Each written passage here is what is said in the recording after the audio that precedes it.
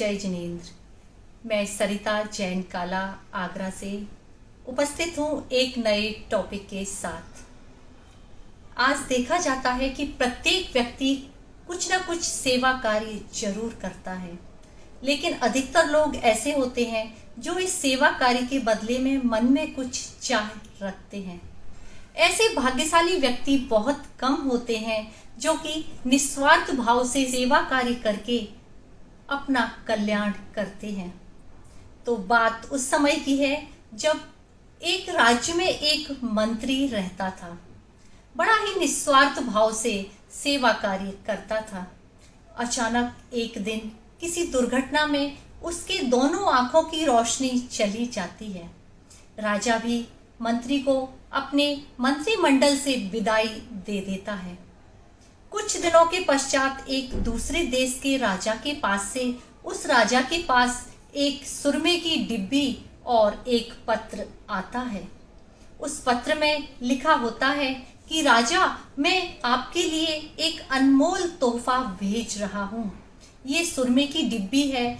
इस सुरमे को लगाने से नेत्रहीन व्यक्ति की आंखों में रोशनी आ जाएगी, लेकिन ये सुरमा केवल 2 आंखों के लिए ही है। राजा को अचानक अपने मंत्री की याद आ जाती है।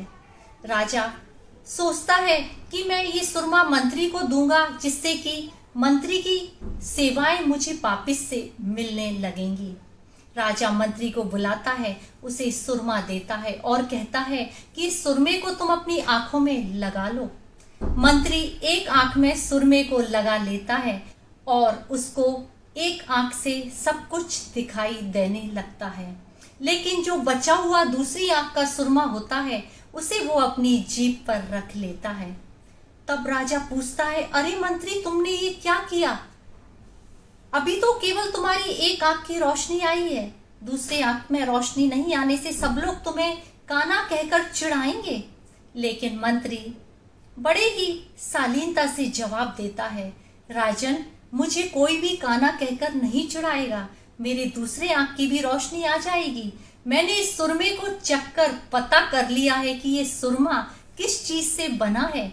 मैं इस सुरमे को बनाकर अपने राज्य में जितने भी नेत्रहीन व्यक्ति हैं सबकी आंखों में रोशनी वापस लाऊंगा। ये सुनकर राजा की आंखें नम हो जाती हैं। राजा उस मंत्री को अपने गले से लगा लेता है। सच बात है, हमारे जैन धर्म में भी यही बताया गया है कि जो व्यक्ति निस्वार्थ भाव से सेवा करते हैं वो सेवा जरूर कल्याणकारी होती है। जय जिनेंद्र।